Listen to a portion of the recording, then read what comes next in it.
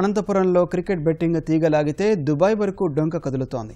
ముంబై, రాజస్థాన్ ఇలా వివిధ రాష్ట్రాల్లో కీలక సూత్రధారులు మూలాలు ఒక్కొక్కటిగా బయటపడుతున్నాయి. కోట్ల రూపాయల లావాదేవీలు వెలుగులోకి వస్తున్నాయి. క్రికెట్ బెట్టింగ్ పెద్ద తలకాలను అరెస్టు చేసేందుకు అనంత పోలీసులు ప్రత్యేక బృందాలను రంగంలోకి దించారు.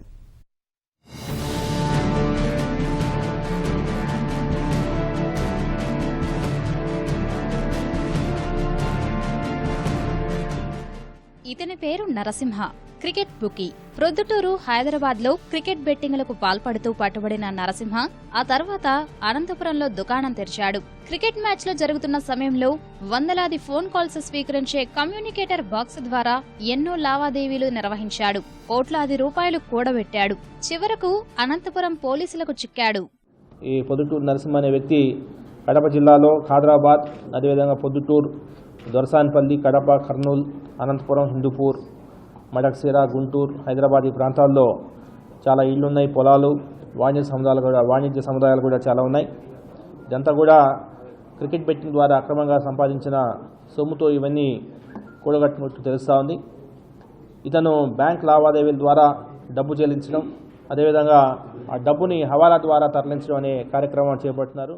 బుకీ నరసింహ వద్ద కమ్యూనికేటర్లు, ఏజెంట్లు, సబ్ బుకీలు, పంటర్లు వంటి సిబ్బంది పనిచేస్తున్నారు. పంటర్లు క్షేత్రస్థాయిలో ఉంటారు. ప్రధానంగా యువతను లక్ష్యంగా చేసుకుని క్రికెట్ జూదంలోకి దించుతారు. వారిని పందాలకు ప్రోత్సహించారు. ముందుగా తమ కంపెనీకి చెందిన ఖాతాల్లోకి డబ్బు జమ చేసిన తర్వాతే బెట్టింగ్ కు అనుమతిస్తారు.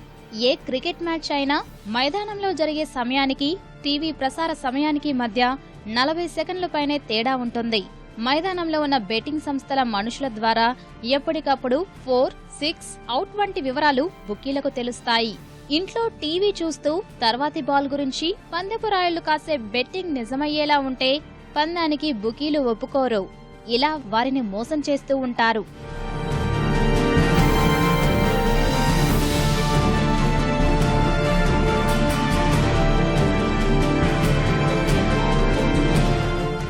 నరసింహ వంటి బుకీలు ఒక స్థాయి వరకే బెట్టింగ్లకు తీసుకోవాలి. నిర్దేశిత మొత్తం దాటితే ముంబైలోని నరేష్ సేట్ అనే వ్యక్తి నిర్వహించే ఖాతాకు మళ్లించాలి. దుబాయ్లోని యువతతోనూ బెట్టింగ్ కార్యకలాపాలు నిర్వహించేందుకు హిందీ, ఉర్దూ, ఆంగ్లంపై పట్టున్న విద్యావంతులను బెట్టింగ్ రాయుళ్లు నియమించుకున్నట్లు విచారణలో వెల్లడైంది. నరసింహనే ఇతను పెద్ద తిమింగలము అని అనుకున్నాము. కానీ అతన్ని విచారించిన తర్వాత ఇటువంటి వ్యక్తులు దాదాపు 43 మంది మన తెలుగు రాష్ట్రాల్లో ఉన్నారు అనేది కొత్త కోణం వచ్చింది. నరేష్ సేట్ కాకుండా అతని పైన కూడా రాజస్థాన్కు చెందిన నోకా అనే వ్యక్తి దీనికంతా కూడా ఆర్గనైజర్గా వ్యవహరిస్తున్నాడు. మనకు ఇతను కమ్యూనికేటర్ 2 బాక్సులు యూజ్ చేయడం వల్ల 52 మంది బుకీస్ ఇతని కింద పనిచేస్తారు.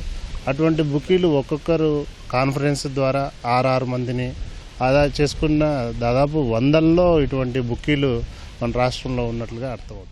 అనంత నుంచి అంతర్జాతీయ స్థాయి వరకు పాకిన బెట్టింగ్ రాకెట్ మూలాలు ఛేదించేందుకు పోలీసులు తీవ్రంగా ప్రయత్నిస్తున్నారు. ప్రత్యేక బృందాన్ని ఏర్పాటు చేసి ముంబై, రాజస్థాన్లకు పంపారు. త్వరలోనే అరెస్టు చేస్తామని చెబుతున్నారు.